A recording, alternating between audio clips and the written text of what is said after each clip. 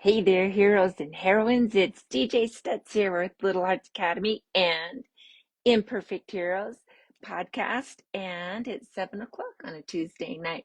Where else would I be but here with you? So, I have a few things to talk about. Of course, I want to talk about my book. Of course, I do. So, it's on Amazon now, and it's called Roman is Bigger.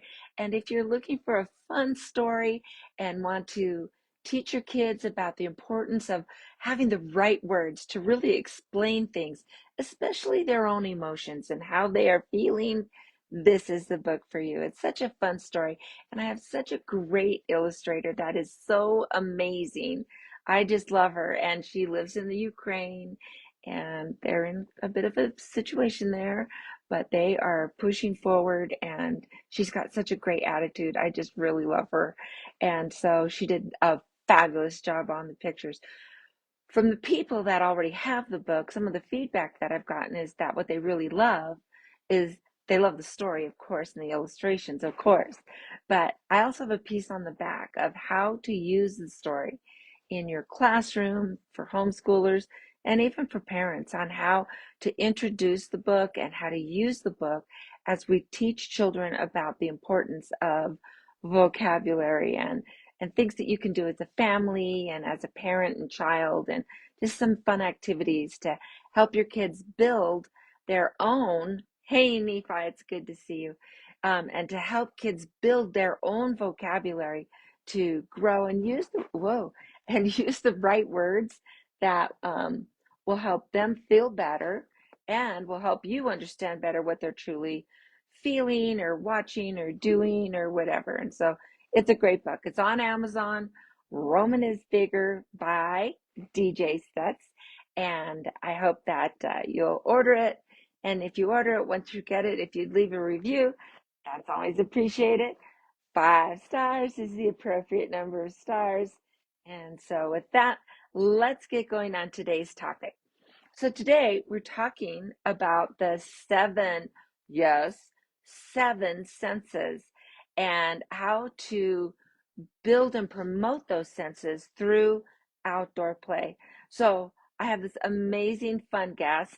I know I've been so lucky with my guests that I've just had some great connections. And so anyway, her name is Jena Ponti Jauchius, and she is a landscape architect, and she's worked with like schools and helped develop parks, and she's worked with areas that will help with learning differences, with kids who have learning differences, who have physical abilities and disabilities as well, and so how to manage that. But we were talking specifically about how to take the outdoor areas that you have, right, and use them in a way that is most productive and useful for your kids, no matter what their abilities are.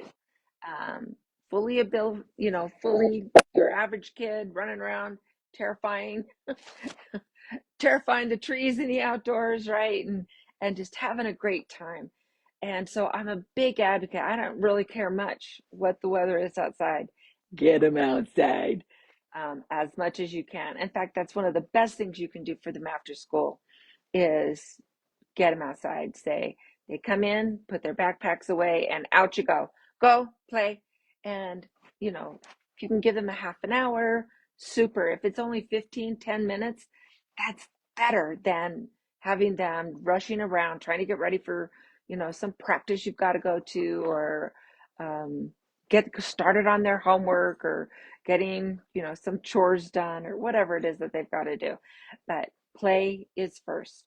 And so I thought this was really interesting, as I was doing some more research on some, I'd like to try and keep up with some of the newest practices and some of the best practices that are coming out. And with new babies, what they are finding is, and there's a whole movement pushing towards this, is that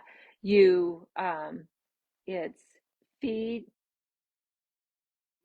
feed, play, and then sleep, so that you're not feeding and putting them to sleep. Because I think our natural instinct is they play, they get tired, we feed them, and then we put them to bed. But they're finding that they have better sleep patterns, even for a newborn, that they have better sleep patterns if we feed them and then let them play and then have them go to sleep. Isn't that interesting? And so now this is stuff that I think is built in us as human beings, right? Is that they're finding that when kids have that playtime, that outside time, that they are enjoying so much more of learning. Learning takes place better. I knew that as a teacher. In fact, our curriculums, there are a lot of curriculums now that are taking place where you take the kids outside for learning. And so at the schools that I had, like I did science outside almost all the time, as much as I could, unless it was like snowing hard outside. You know, there are times when you really can't go outside, and I understand that. But, you know, even if there's quite a bit of snow coming down or there's wind, there's still some things that you can do outside, and trying to, you know, have a cup or a bucket and which one can catch the most snow. And even if it's just for a few minutes, I know that I had, when I first started teaching, a really old building, and I had these windows that would, you know, could open. And so in the morning, me and my aide, we would, didn't matter what the weather was much, and I had windows on both sides of my classroom because we were in this kind of a, it was weird. But anyway, I had these windows on both sides of the classroom. And so we would open up the windows and air it out first thing in the morning before the kids got there. So there was fresh air in the room before they came in. And then if there was wind or weather, we would only open one side, that where the wind or whatever wasn't coming in, right? So maybe the wind was coming on this side of the building, so those windows stayed closed, but we could open the other side and still get some of that fresh air in. And we had fewer absences, fewer illnesses. The kids just did well. And so that was kind of a fun thing, something to think about as you're, you know, going through life and thinking about it. That fresh air is just so important for kids and for their health. And so anyway, so Jenna and I just had some great conversations about what if you're in an apartment and you only have a balcony. Some places are like that.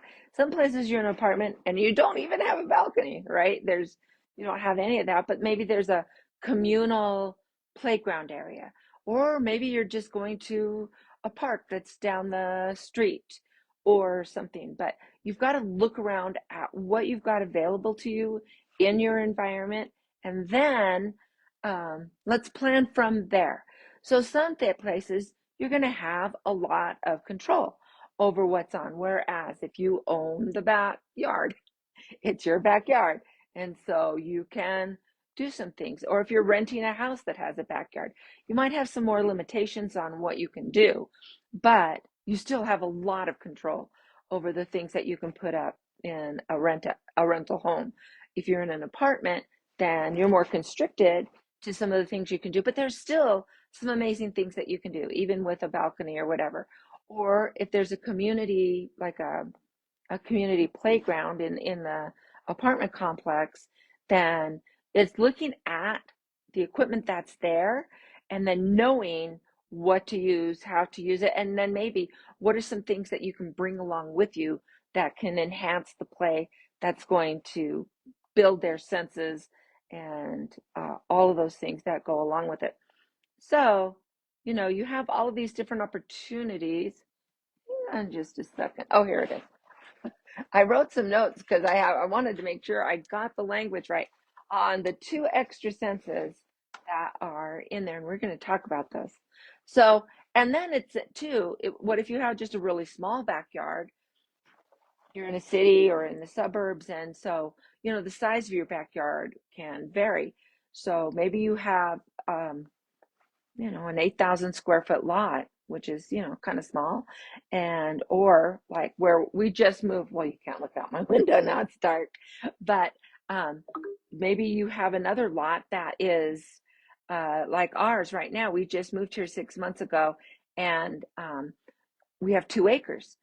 And we have neighbors who have 400 acres, right? So it just depends on what you have going on, what you have available, and then what can you do with it? And so think about where you are, what do you have available, and then we can talk a little bit about some of that. We go into all of that in the podcast and some of the things that you can do. Now let's talk about those seven senses. Sorry, I need a drink. Yummy. Okay, so we know about the five senses, which are what? Sight, taste, smell, touch, sight, taste, smell, touch. Oh, and hearing. It's like, what am I missing? So, and hearing. So, sight, taste, touch, smell, and hearing. And those are the five that we really know of. But there are two others that, and I think we know about them. We just don't put a name to them. And we don't often consider that they're a sense, and yet they very much are. So, the first one that is the sixth sense, and it's not seeing dead people, I promise. It is the vestibular sense, or there's um, vestibular, I don't know, whatever, but it's the vestibular. And it's our inner ear really manages this. So this is a thing that helps us understand kind of where we are, um, depending on gravity, right? So are we upside down? Are we right side up? Are we sideways? Are we, you know, jumping through something? So for just that slight moment, we feel the freedom of flight. Kids love that, right? They love jumping and feeling that. And so it's where we are in relatives to that. And so when you think about activities that help them really develop that, is things like swinging, spinning around. Don't the kids love that? Rolling, like rolling down a hill, right? And I love to let my kindergartners, if we had a hill, and I had a couple of schools where there was a hill that they could roll down, and and they had fun. They got grass all over them. We'd brush it off as best we could, and we'd call them grass monsters and stuff. It's just grass, and so cool. And but they love that rolling. Do you ever remember being a kid and rolling down the hill and how fun that was? Oh my gosh, at my age now, nope, nope, nope, nope. I would, yeah, be walking around like this for a while. But the kids love that. And then basic things like, crawling. And that's so important when kids are little. And I know some babies will scoot instead of crawling. You want to have activities and fun where they can crawl. And so you can have them be like maybe a bear or a cat or a dog, or where you're playing certain things, or maybe a obstacle course where, they're going over things and under things. And so they're having to use those kind of senses where they are figuring out where they are and adjusting their body and their movements using the gravity of where they are as my whole body, because I'm sideways, right? And or swinging.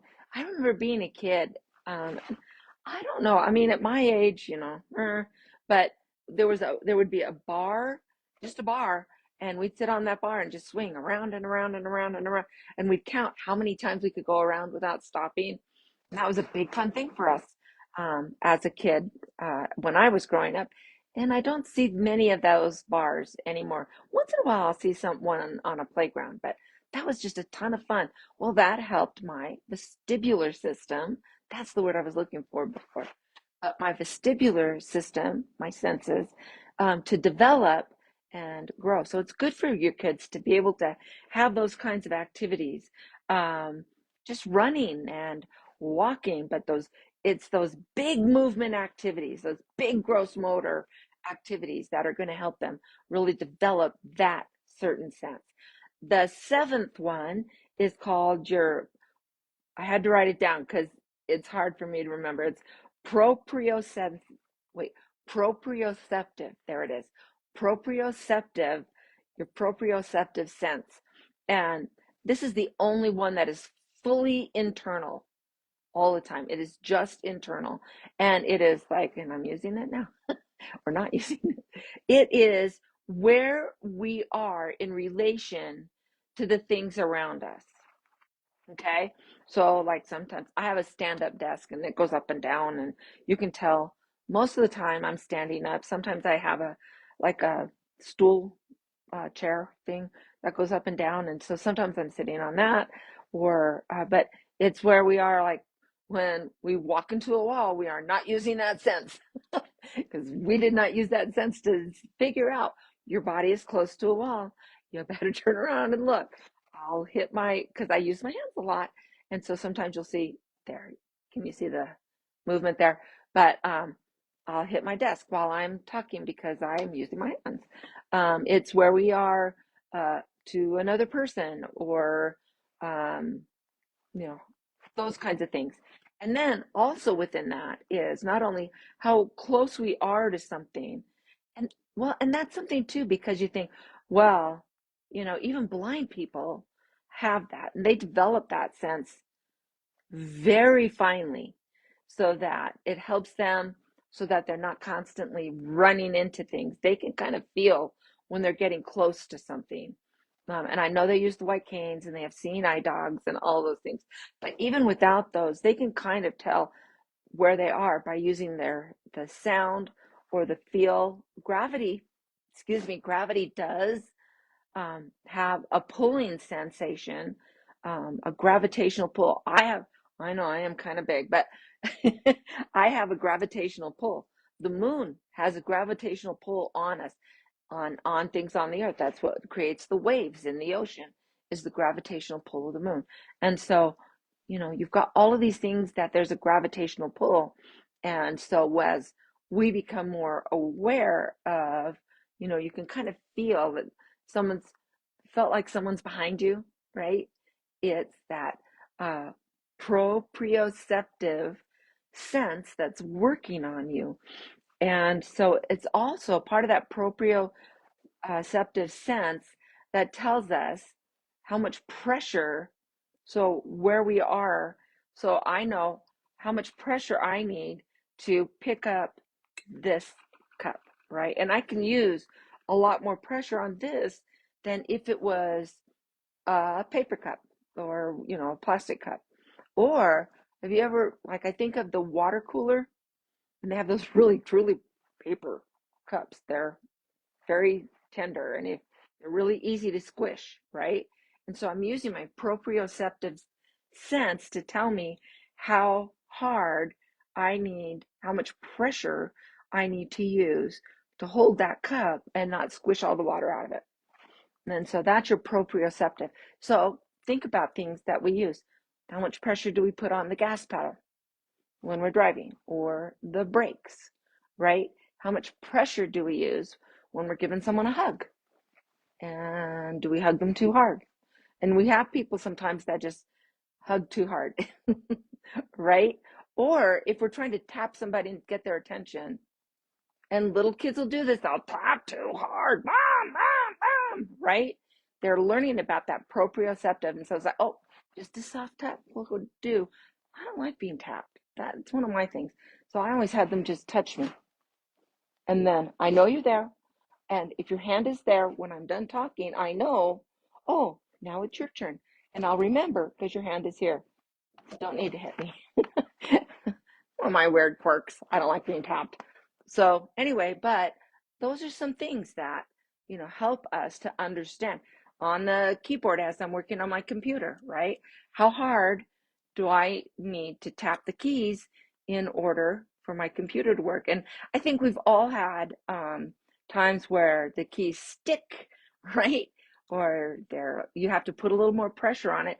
You learn that and you learn, oh, I need to do that.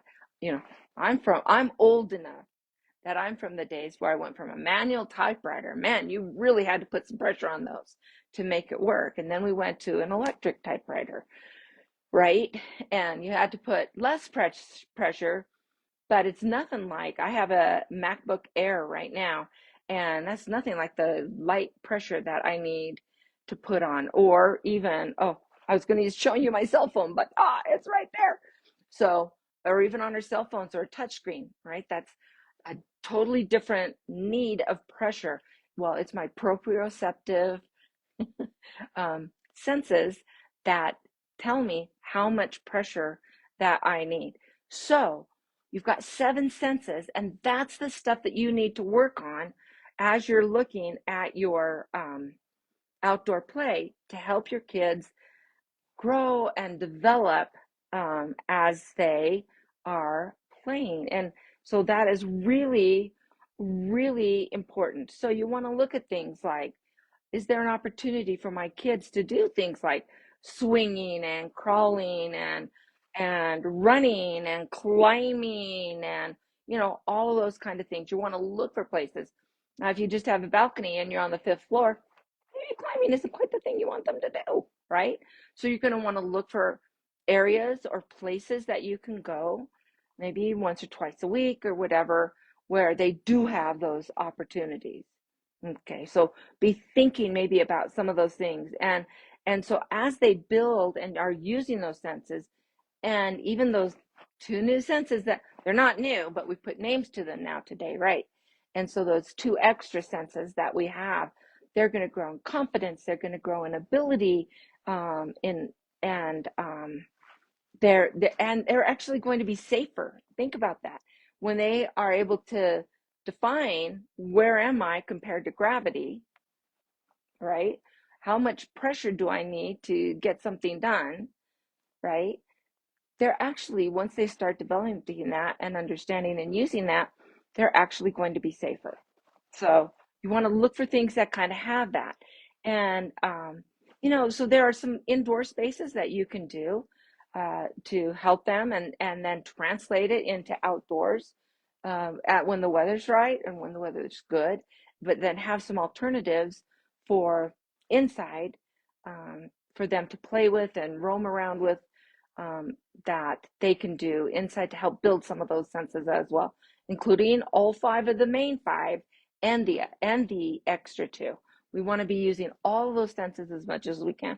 And the little guys, that's one of the first senses they use, really, in the mouth, right?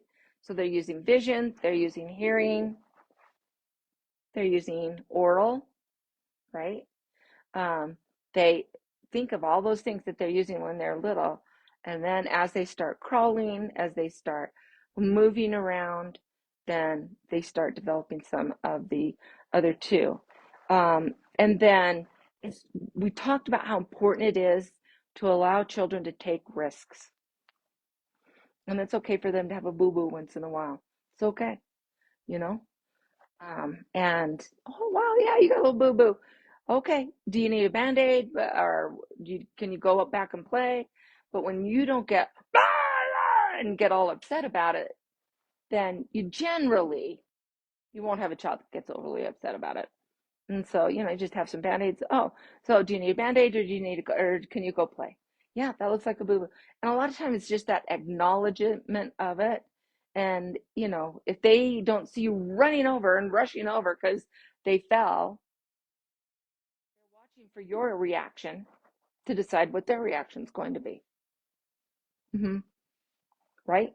And so just take that down a notch. Let them take risks. And if you're a little nervous about it, you can stand close. And so maybe if it looks like they're going to fall, you can catch them. But it's okay for them to fall. I mean, most playgrounds required to have like 6 inches of cushioning stuff. So maybe it's wood chips, maybe it's the foam, rubbery things or whatever. But, they're required to have things to help them with the fall. And so, it's okay. Have fun with that and let them have fun with that. But it's good for them to learn to take risks. It builds confidence. It builds their other senses. It builds their ability to trust themselves. And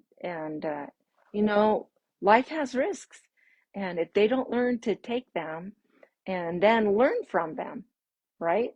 So if they fell down and say, oh, so what, what do you think happened here? Why did you fall? No, yeah. Did you not reach far enough? Maybe you need to reach farther. Was that maybe just too high? I don't know. You tell me. And so you're helping them problem solve as you're being calm. Saying, oh, what do you think happened? How can we make this work better next time? So that kind of stuff. And then really look at what your kids love to do and build that in. If your kids love water play, okay, let's take a water table out there if there isn't, water already in the area. Or if they love building stuff, and get the Legos, or better yet, if you have things available, let them find things in the backyard and twigs and branches and rocks and whatever, and let's start building stuff and or digging a hole with a spoon.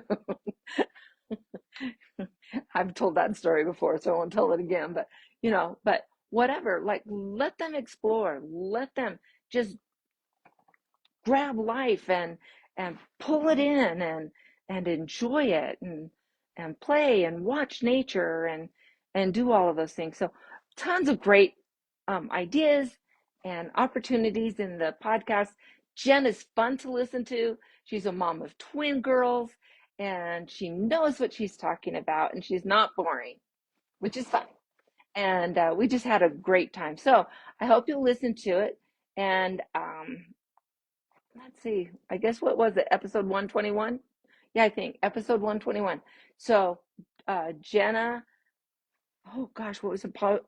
Jena, why am I having trouble with her middle name? Anyway, Jockus. And yeah, it is 121. And Ponti, that's what it is. Jena Ponti Jauchius. And so go listen to it, have fun, and next week we'll come back and talk some more. So until next week, let's find joy in parenting. See you later. Good to see you, Nephi. Talk to you later.